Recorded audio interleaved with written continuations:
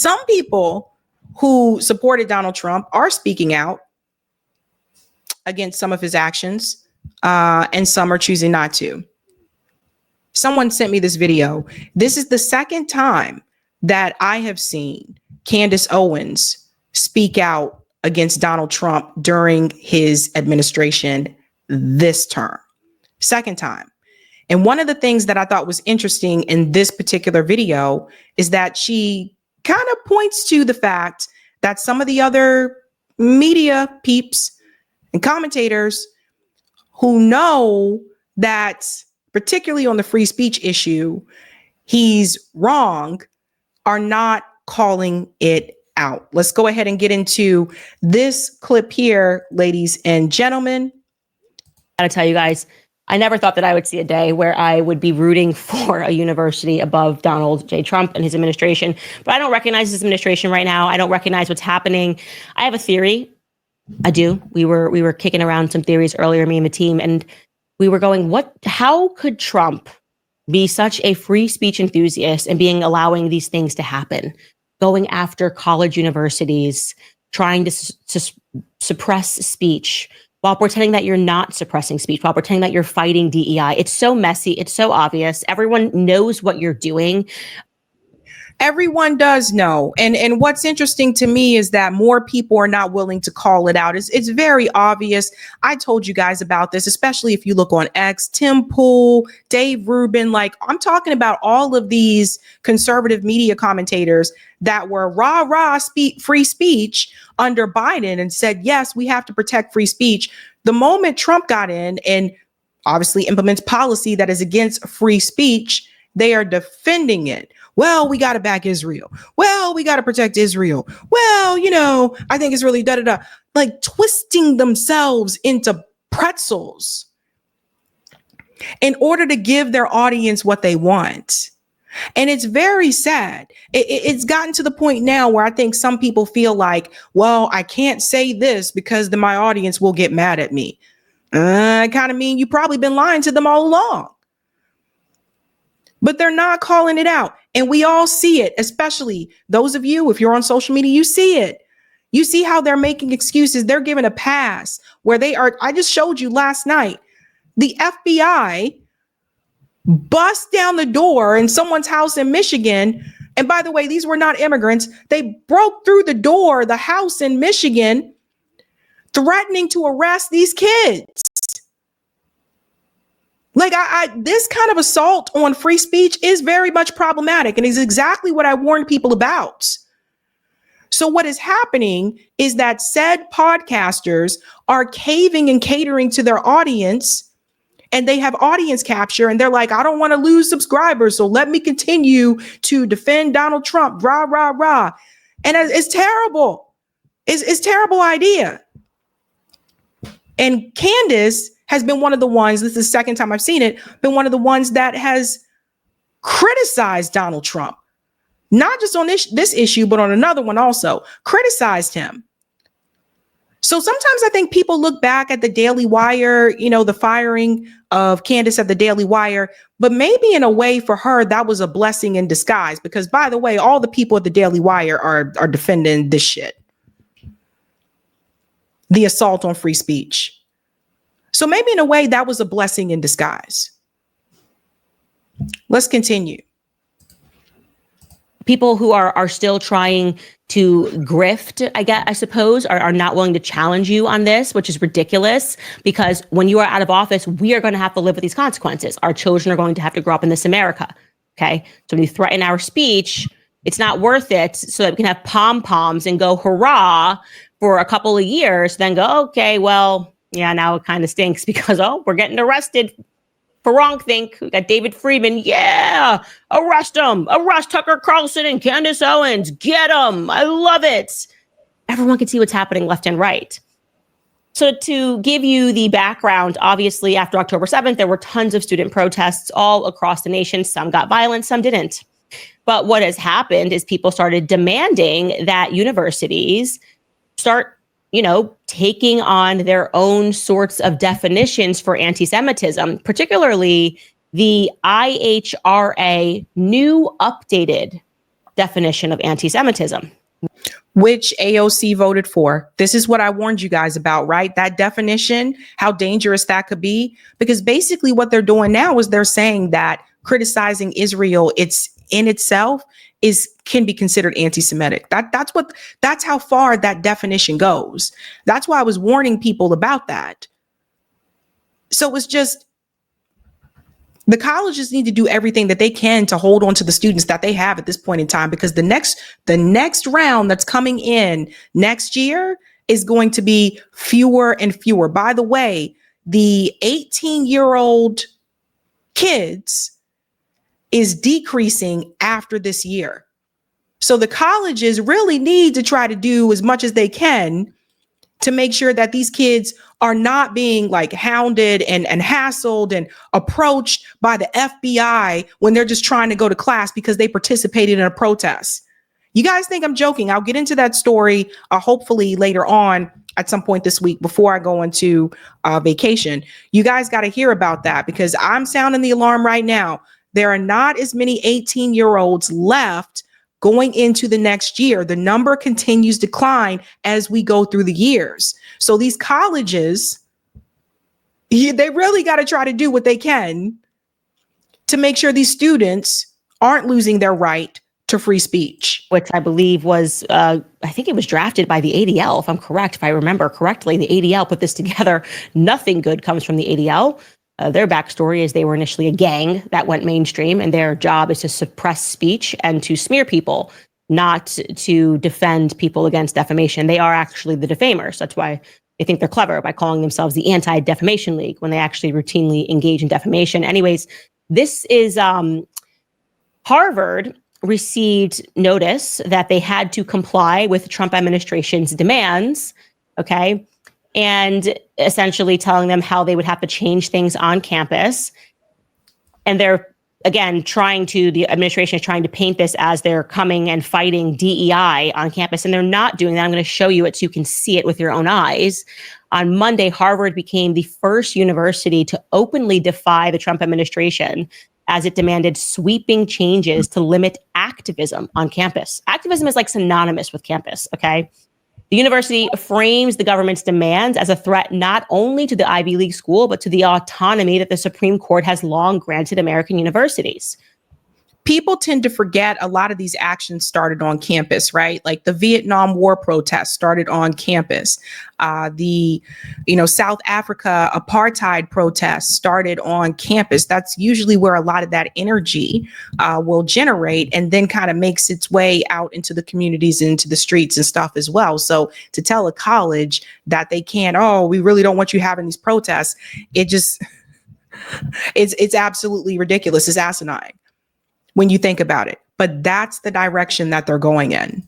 They said in a quote, "The university will not surrender its independence or relinquish its constitutional rights." That's what the university lawyers said on Monday. They continued, "Neither Harvard nor any other private university can allow itself to be taken over by the federal government." The federal government says it's freezing more than $2.2 billion in grants and $60 million in contracts to Harvard unless, essentially, we are going to hold your funding unless you comply with these demands. And I'm going to show you, because Harvard has released it, what they're asking them to do. First, I should tell you, they've already complied with adopting the IRHA definition of anti-Semitism, which is ridiculous.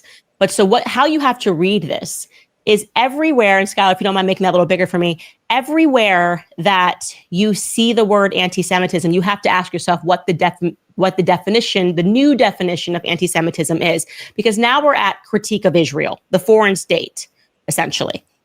So as they frame it down there as the discontinuation of DEI, which would be a good thing, saying that we want people to be merit-based and to let go of DEI-based policies, that would be a great thing because that is how the nation should run. They are actually asking them to reform programs that have egregious records of anti-Semitism or other biases, telling them to look at specific programs. Scroll down, Skylar, because I want to get to. Pause right there. So people have to pay attention, right? One of the schools that they mention is the Divinity School.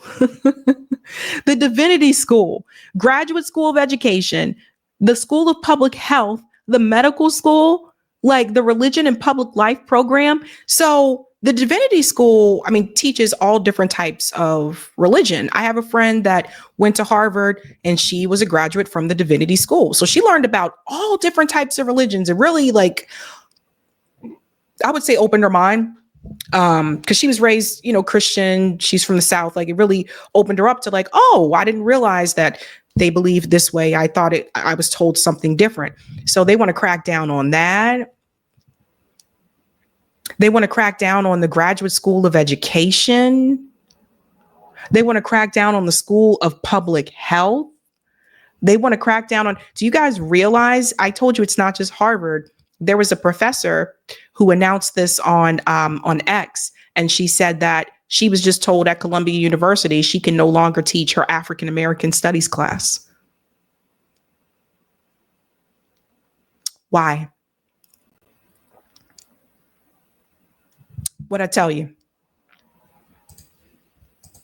Them essentially just framing this as them needing to take a look at who they're even allowing to come to Harvard on foreign visas and whether or not they disagree with Israel's policies. Like, you have to adopt new policies about student groups or clubs that forbid or endorse certain activities. They're talking about student groups that did not get violent, but are opposed to Israel's agenda, which is totally fair because this country is not Israel. It's not Israel. You are totally allowed to critique Israel. I mean, it's an absolute nonsense. It's telling them that these people need to be suspended, that they can't be allowed on campus. Again, making us think that Bibi Netanyahu must be the president of the United States, and Trump has no idea what's going on.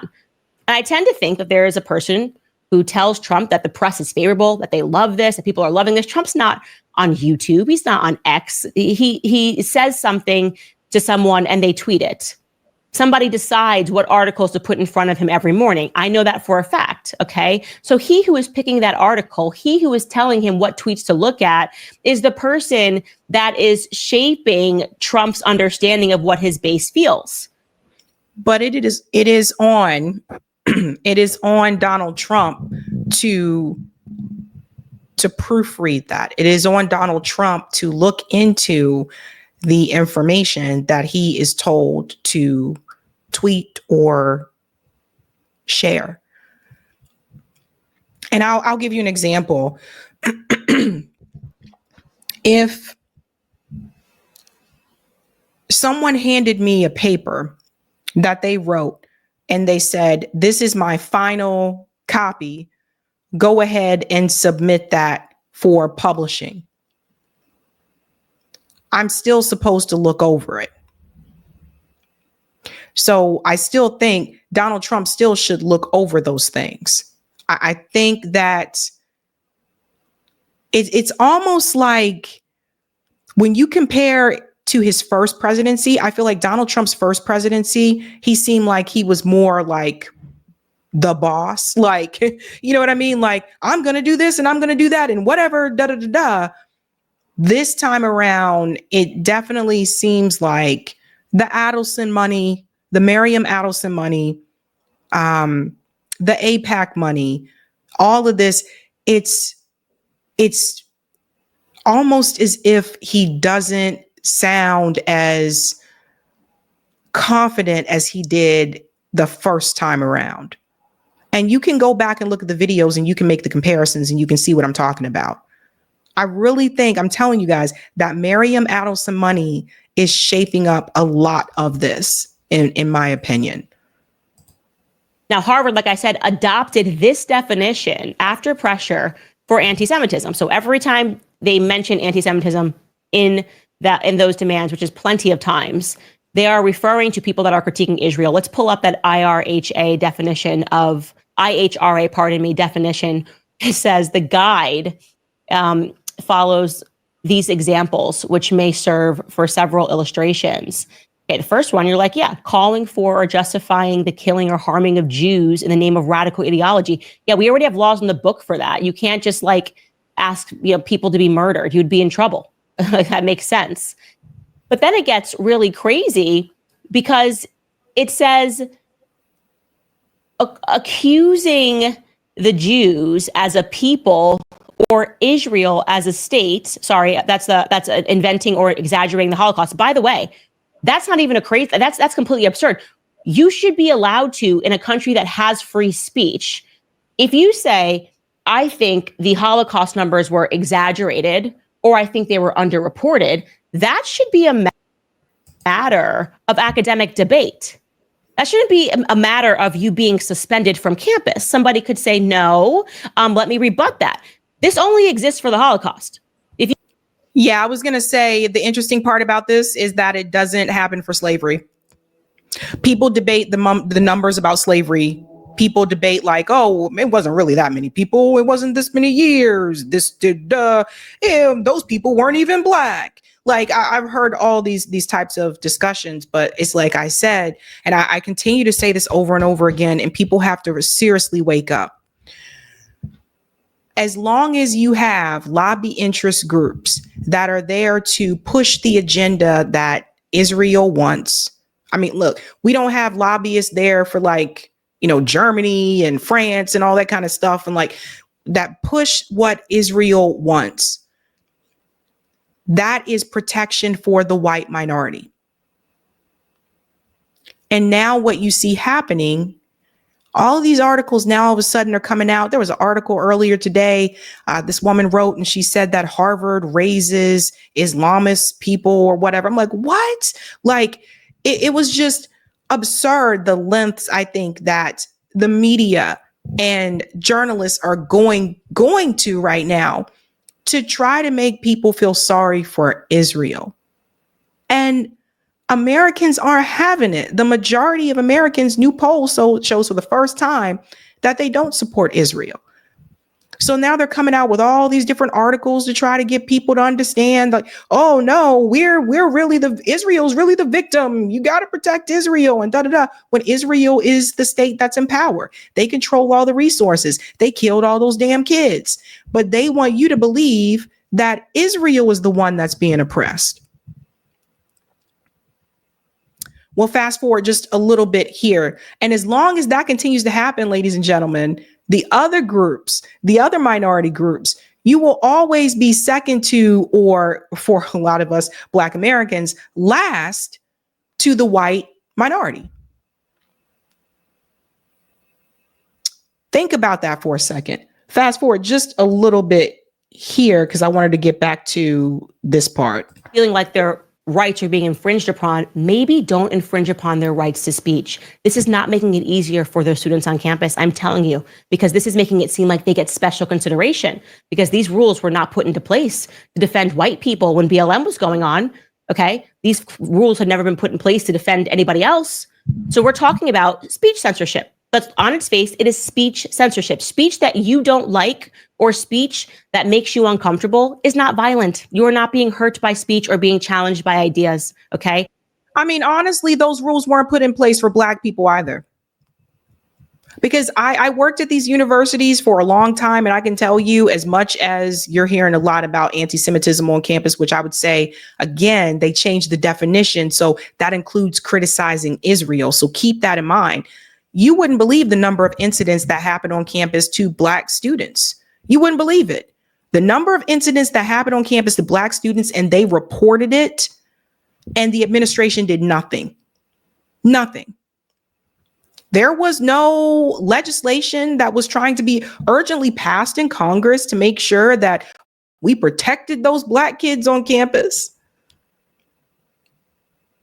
Because it's not really about that. We got to get over snowflake culture. Let's pull it back up, because it's like parts of the Bible. Oh, the craziest one right there is accusing Jewish citizens of being more loyal to Israel or to the alleged priority of Jews worldwide than to the interests of their own nations. Lock them up. Lock them up. This guy thinks that this person's more loyal to Israel. I will guarantee you that there are commentators right now here in the United States who are more loyal to Israel than they are to the United States. Common sense, obviously. Lock me up, Trump. Take me away, DeSantis. Yeah, I think there are very clearly some people. David Friedman would be one of them that I would say is more loyal to Israel than he is to America. Oh gosh. The feds are coming. You're done. How dare you? It's the worst kind of Ben Shapiro is another one I would say. anti-Semitism, listening to people's own words and deciding who they're more loyal to. Yeah, duh. Anybody can be more loyal to any country. People could be more loyal to Russia than they are to the United States. Maybe they're like, you know what? Russia has got an Orthodox Christian community. I like it. I prefer it. Maybe I'm more loyal to Vatican City. Could you imagine a law that's just like, you just cannot say that Catholics are more loyal to the Vatican City than they are to America. We're going to lock you up. Absurd. Absolutely absurd and exhausting. It's like you're not a victim because somebody says that. Disprove the notion. Say I'm not. You don't get to cry like a baby and spike your ball and go home. It's just ridiculous. I mean, we know there are people that are more loyal to the state of, you want to know how we know? Because this is even being written down. Because this is even being considered as a definition, a working definition of anti-Semitism. Whoever created this working definition is more loyal to the state of Israel than they are to America. Because in America, we believe in free speech. One of the people that created that working definition was Chuck Schumer. That's right, ladies and gentlemen. He was involved in that. Yes, sir. Yes, sir. How about that? Anyways, so for them to make Harvard adopt this definition and then to write out what they expect under this definition is the suppression of speech. It's the suppression of speech. There's no other way to look at it. The Trump administration is fighting against free speech in America. And that is very sad for me to say and to report as someone who has been a supporter of Donald Trump. Like I said, I think it is because whoever is behind him, whispering in his ear, he who prints out the papers and rubs his back and says, you're doing great, everybody loves you, is the person who is running the White House. And it used to be Jared Kushner, and I don't know who that person is now, but I don't like it. It is, we cannot allow our rights to be infringed upon. And if you think it's going to stop with college campuses, you're out of your mind. So you better buck up and root for Harvard University in this fight. You better hope that they defeat the Trump administration and this absurd definition. They even include parts of the Bible. They're like, you can't say that the Jews had anything to do with Christ, killing Christ. What did I tell you guys? I'm just glad somebody else said it. I'm glad somebody who's not a lefty said it, because the reality is, I'm sorry, guys, but I know people have their criticisms of Harvard, and you guys are like, they have a big endowment and all that kind of stuff. I'm saying put that shit to the side for right now. If there is a side to be on for this battle, you really actually want Harvard to win this damn lawsuit. Because if Harvard loses this lawsuit, there's no stopping them coming after any other institution, including your employer, by the way. There's no stopping that. Do you guys want to live like under a microscope? Do you want to be scared that you can't say certain things? Oh, I gotta be careful what I say. So-and-so's around. Oh my God, they might record me. Oh no. You want to be afraid that you could lose your job because you might criticize Israel and someone might hear it and there you go, you're gone. I am not joking. I was dead serious. And people said, don't defend Harvard, Sabrina. I'm like, look, I have my issues with Harvard too. I have my qualms with Harvard as well.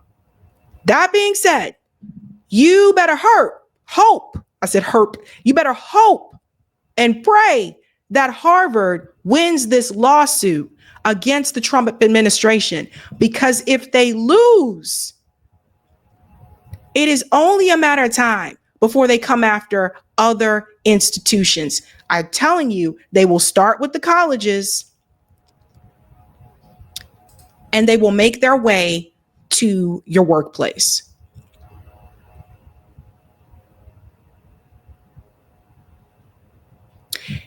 Is Candace Owens turning the page on Donald Trump?